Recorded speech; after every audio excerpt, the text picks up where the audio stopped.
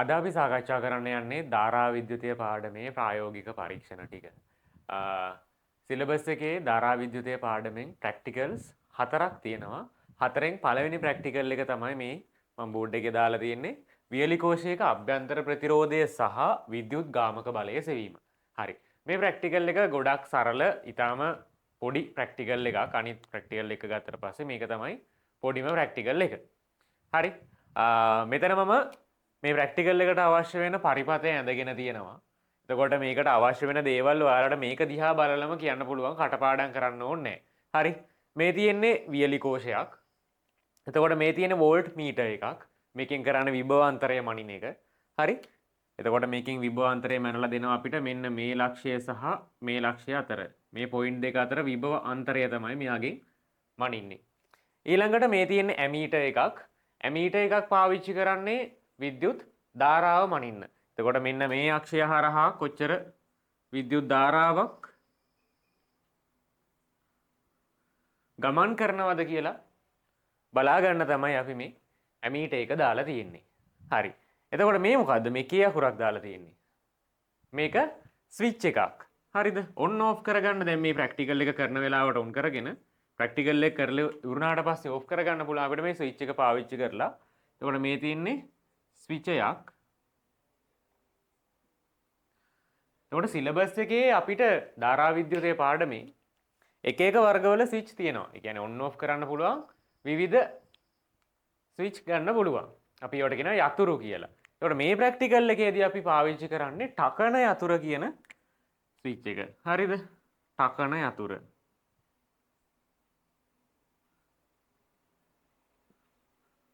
හරි. ඊළඟට මෙතනට මම ප්‍රතිරෝධකයක් පාවිච්චි කරලා තියෙනවා 10 ඕම් ප්‍රතිරෝධකයක් තමයි අපිට ප්‍රැක්ටිකල් එකේදී ගන්න කියලා තියෙන්නේ. මේ තියෙන්නේ මොකද්ද? මේ තියෙන්නේ විචල්්‍ය ප්‍රතිරෝධකයක්. හරි. විචල්්‍ය ප්‍රතිරෝධකයක්. එතකොට විචල්්‍ය ප්‍රතිරෝධකයක් කියන්නේ මොකද්ද? විචල්්‍ය ප්‍රතිරෝධකයක් කියන්නේ ප්‍රතිරෝධය අගේ වෙනස් කරන්න පුළුවන් ප්‍රතිරෝධක වලට. දැන් මේ ප්‍රතිරෝධය ගත්තට පස්සේ ඒකේ ඕම් 10 කියන එක නියතයිනේ. මේ විචල්්‍ය ප්‍රතිරෝධකයක් ගත්තම අපිට එයාගේ ප්‍රතිරෝධය අවශ්‍ය විදියට වෙනස් කරගන්න පුළුවන්. හරි. එතකොට මේ විදිහේ විචල්්‍ය ප්‍රතිරෝධක දෙන්නෙක් ඉන්නවා සිලබස් එකේ. විචල්්‍ය ප්‍රතිරෝධක වර්ග දෙකක් තියෙනවා. හරි. විචල්්‍ය ප්‍රතිරෝධක වර්ග දෙකක් ඉන්නවා. වර්ග දෙකක් නෙමෙයි දෙන්නෙක්. අපිට සිලබස් එකේ හරිද? එකක් ධාරා නියාමකය.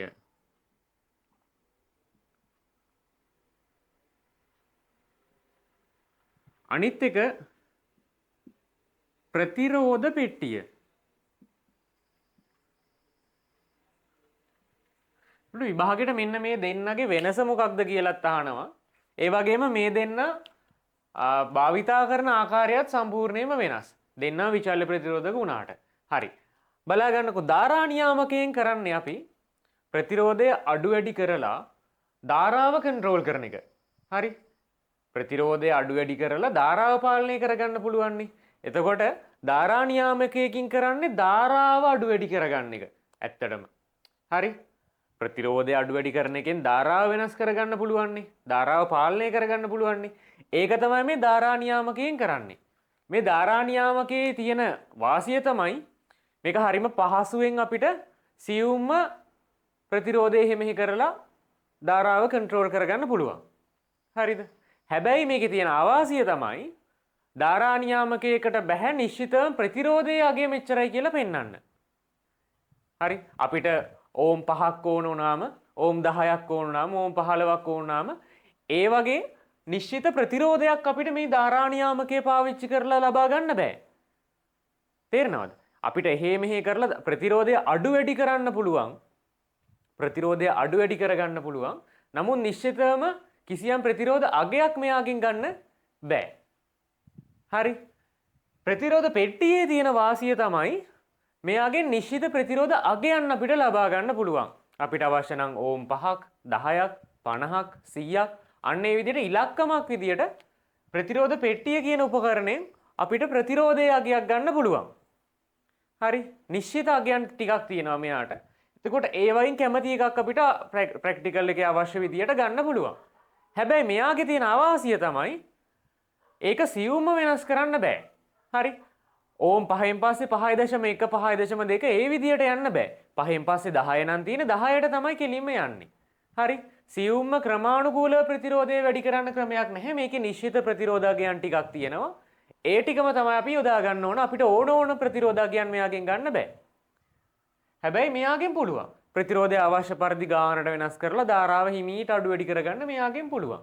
ඉතින් මේ දෙන්න එක එක ප්‍රැක්ටිකල් වලදී පාවිච්චි වෙනවා. හැබැයි දෙන්නගෙන් සිද්ධ වෙන්නේ කාර්යයන් දෙකක්. හැබැයි දෙන්නම විචල්්‍ය ප්‍රතිරෝධක කියන වර්ගයට තමයි අයිති වෙන්නේ. හරි. ඔන්න ඔය දේවල් ටික පොඩ්ඩක් දාගන්න විභාගයට ගොඩක් වෙලාවට අහන විස්තරයක් තමයි මම ඔය පැහැදිලි කරේ. එතකොට අපිට මේ ප්‍රැක්ටිකල් එකට ගන්න වෙන්නේ ධාරා නියාමකයක්. මොකද මේ ප්‍රැක්ටිකල් එකේදී අපි කරන්නේ මෙතන මේ පරිපතයේ ගමන් කරන ධාරාව වෙනස් කරමින් ඒ ධාරාවට අදාළ විභවාන්තරය මනින එකක්. හරිද? එතකොට මේ ප්‍රැක්ටිකල් එකේ අරමුණ මොකක්ද? ඇයි අපි මේ ප්‍රැක්ටිකල් එක කරන්නේ?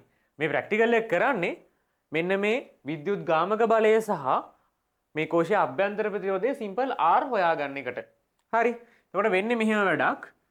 කෝෂයේ ධනාග්‍රයෙන් මේ විදියට I කියලා ධාරාවක් පිට වෙලා යනවා. මෙහෙම යනවා. මේ මාර්ගයේ ධාරාවක් ගමන් කරන්නේ නැහැ. මොකද ඔයාලට උගන්වලා තියෙනවා. නේද? මේ වගේ වෝල්ට් මීටරයක අභ්‍යන්තර ප්‍රතිරෝධය ගොඩක් වැඩි. ඒ නිසා ඒ පාරෙන් ධාරාව ගමන් කරන්න කැමති නැහැ. එයා යන්නේ මේ පාරෙන්. ඔහොම ඇවිල්ලා මෙහෙමත් එනවා. ආයෙ මෙහෙම එනවා. ඔක තමයි ධාරාව ගමන් ගන්නා මාර්ගය. හරි. එතකොට මෙන්න මේ කෝෂය සඳහා මට මෙන්න මෙහෙම සූත්‍රයක් ලියන්න පුළුවන්. මේ කෝෂයේ දෙපැත්ත විභවාන්තරය V සමානයි E ඍණ IR. කෝෂයේ ධනාග්‍රයෙන් ධාරාව පිට වෙන නිසා කෝෂයේ දෙපැත්ත විභවාන්තරය V සමානයි E ඍණ IR සමීකරණයෙන් මට ලියන්න පුළුවන්. මේ සමීකරණේ මෙන්න මේ V කියන පදය අපිට මේ වෝල්ට් මීටරයකින්ම එනගන්න පුළුවන් නේද? මේ වෝල්ට් මීටරය ඉන්නේ මේ ලක්ෂ දෙක අතර විභවාන්තරයම ඉන්නනේ. ඒ ලක්ෂ දෙක අතර විභවාන්තරය කියන්නේ මොකද්ද? මේ කෝෂයේ දෙපැත්තේ විභවාන්තරයට. එතකොට මෙන්න මේ V කියන කෙනාව අපිට ගන්න පුළුවන් මේ වෝල්ට් මීටර එකේ පාඨාංකයේ විදියට. ඊළඟට මේ I කියන කෙනාව කොහොමද ගන්නෙ? මේ I කියන කෙනාව ගන්න පුළුවන් I මනින්න පුළුවන් මෙයාගෙන් නේද? ඇමීටරේ පාඨාංකයෙන්. එතකොට මේ වෝල්ට් මීටරය ඇමීටරය අපිට පාවිච්චි කරලා පාඨාංක දෙක ගන්න තියෙන්නේ. හරි. ඉතින් මේ ප්‍රැක්ටිකල් එකේදී එහෙනම් කරන්නේ වගුවක් ගහනවා මුලින්ම. හරි.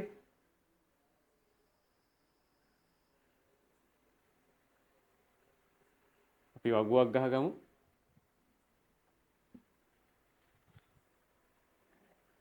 මේ වගුව ගහද්දී අපි ධාරාව වෙනස් කරමින් ධාරාව වෙනස් කරන්න මම පාවිච්චි කරන්නේ මෙන්න මේ විචල්්‍ය ප්‍රතිරෝධකය ධාරා නියාමකය. ධාරාව වෙනස් කරමින් ඒ කියන්නේ I වෙනස් කරමින් විවිධ අයගයන් සඳහා අපි වෝල්ටේජ් එක මැන ගන්නවා. හරි. එතකොට මම මේ තීරුවේ ලියා ගන්නවා ධාරාවට අදාළ පාඨාංක ටික මේ විදිහට පහළට. හරි. අවම වශයෙන් 5ක් 6ක් ගන්න. 3යි 4යි 5යි. අවම වශයෙන් 5ක්වත් ගන්න. එතකොට ඔයාට එන ධාරාවට අදාළ පාඨාංක ටික මේකේ සටහන් කරගන්න. එම ධාරාවට අදාළ ඒ වෙලාවේ තියෙන වෝල්ටේජ් එක ඊට ඉස්සරහින් දාගන්න. එතකොට ඔයාට මෙන්න මේ වගේ දත්ත වගුවක් හදාගන්න පුළුවන්. හරි. ඇයි අර සමීකරණය පාවිච්චි කරලා කෙලින්ම මේ E2යි R2යි හොයාගන්නේ නැතුව සමීකරණය පාවිච්චි කරලත් පුළුවන් මේවට අගයන් දාලා. හරි. සමගාමී සමීකරණ දෙකක් කරන් දැන් දන්නවා මේ දෙන්න නොදන්නා පද දෙකයි. එතකොට අවස්ථාවන් දෙකක් සඳහා සමීකරණ දෙකක් කරන් සමගාමී සමීකරණ දෙකක් කරන් මේ E සහ R හොයාගන්න පුළුවන්. නමුත් එහෙම කරන්නේ නැතුව මේ විදියට අවස්ථා 5ක් අපි ප්‍රැක්ටිකල් එක කරලා ප්‍රස්ථාරයක් ඇඳලා උත්තරේ ගන්නවා.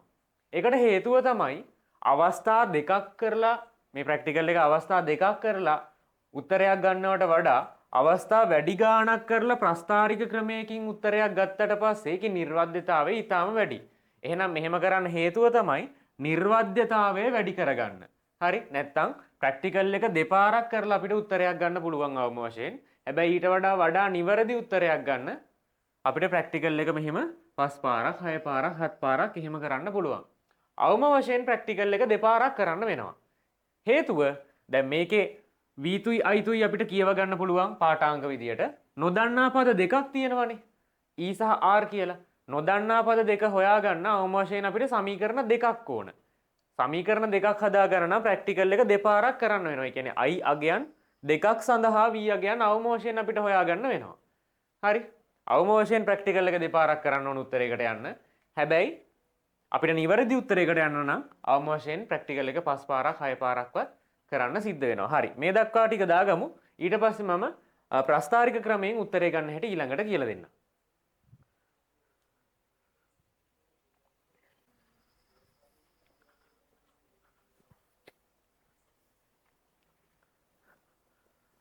හරි. දැන් අපි බලමු කොහොමද ප්‍රස්ථාරය හදාගන්නේ කියලා. මේක තමයි අපිට තියෙන සමීකරණය.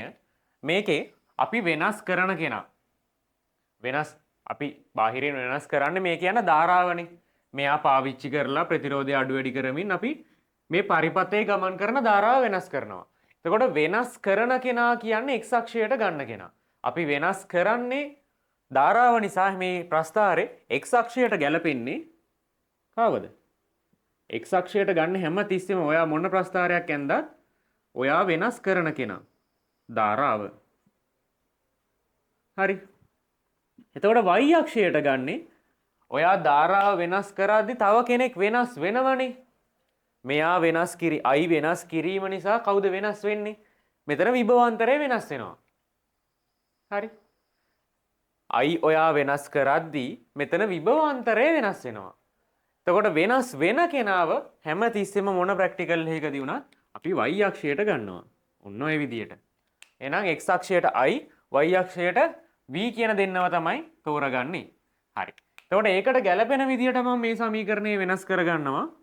y අක්ෂයේ ඉන්න කෙනා තමයි හැමතිස්සෙම මුක්ත වෙන්නේ. ඒක හරි. x අක්ෂයේ ඉන්න කෙනා ළඟට ගන්න ඕන. හරි. ඍණ ri මෙයා ධන e කියලා මම පස්සේ ලියනවා. මෙහෙම කරන්න හේතුව දැන් y අක්ෂයේ ඉන්න ඕන මෙයා. ඒ නිසා එයා y වගේ. ඊළඟට ඍණ සිම්පල් r කියන්නේ නියත පදයක්. ඒක හරියට m වගේ. i කියන්නේ x අක්ෂින්න කෙනා. ප්ලස් මෙයා නියතයක්. කෝෂයක විද්‍යුත් ගාමක බලය කියන්නේ නියතයක්. y සමානයි ඍණ mx ධන c ආකාරයේ ප්‍රස්ථාරයක් තමයි එන්නේ. ඍණ mx ධන c කියන්නේ මෙන්න මේ වගේ හැඩයකට. ඍණ mx ධන c කියන්නේ මේ වගේ හැඩයකට. හරි. ඔව් අපිට O level කාලෙදි තමයි උගන්වන්නේ y සමානයි mx ඍණ mx mx ධන c mx ඍණ c ඔය වගේ ඒවා අපිට O level කාලෙදි පවා උගන්වනවා. හරි. y සමානයි ඍණ mx ධන c කියන්නේ මෙන්න මේ ආකාරයේ ප්‍රස්ථාරයක්. එතකොට මෙන්න මේ ප්‍රස්ථාරයේ දත්ත ඇසුරෙන් අපිට අවශ්‍ය දෙන්නව හොයාගන්න පුළුවන්. e සහ r කොහොමද ඒක කරන්නේ? බලන්න. e කියන්නේ කවුද? c වලට. මේ ප්‍රස්ථාරයේ අන්තක්ඛණ්ඩය. එහෙනම් මේ ප්‍රස්ථාරයේ අන්තක්ඛණ්ඩයෙන් ඔයාට හොයාගන්න පුළුවන් කෝෂයේ විද්‍යුත් ගාමක බලය. අන්තක්ඛණ්ඩය කියන්නේ මෙන්න මෙයාට. හරි. එහෙනම් මේ ඉන්නේ e. මෙන්න මේ කොටසේ උස තමයි e කියන්නේ. එතකොට ඔයාට r හොයාගන්න පුළුවන් m ඇසුරින්. m කියන්නේ මොකද්ද? අනුක්‍රමණය. මේ ප්‍රස්ථාරයේ බෑවුම. අනුක්‍රමණය ඇසුරින් ඔයාට මෙයාගේ අභ්‍යන්තර ප්‍රතිරෝධය හොයාගන්න පුළුවන්. එහෙනම් අන්තක්ඛණ්ඩය අකුරු වැරදි නම් කරන්න දෙයක් නැහැ. අන්තක්ඛණ්ඩය කියන්නේ E වලට කෝෂයේ විද්‍යුත් ගාමක බලය. අනුක්‍රමණය කියන්නේ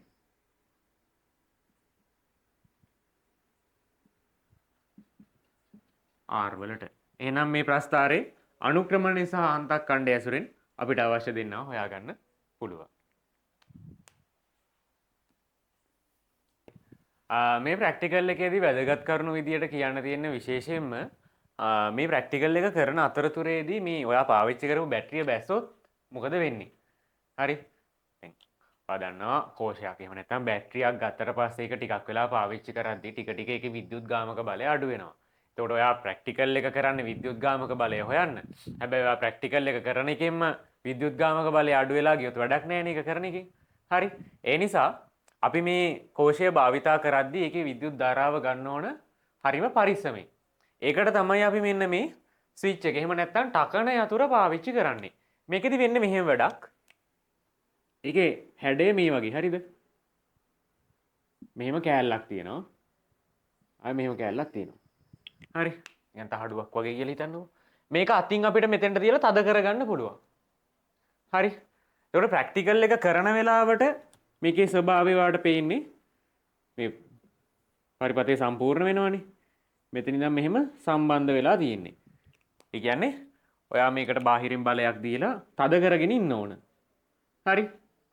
එතකොට පරිපතේ සම්පූර්ණ වෙනවා. දැන් මෙතන මේ විවෘත වෙලා තියෙන්නේ. එතකොට මේකේ ධාරාවක් ගමන් කරන්නේ නැහැ ඇත්තට. හරි. මේ තියෙන්නේ සංවෘත අවස්ථාව. පරිපතය සංවෘත අවස්ථාවක්. මේ පරිපතය විවෘත අවස්ථාවක්. එතකොට මේ වෙලාවේදී කරන්ට් එකක් යන්නේ නැහැ. මේ වෙලාවේදී විතරයි කරන්ට් එකක් යන්නේ. එතකොට මේ බාහිරින් බලයක් දීලා අපි තද කරගෙන ඉන්නවා. ඊට පස්සේ ටක් ගාලා පාඨාංක දෙක බලාගත්තා ටක් ගාලා තෑරියා. හරි.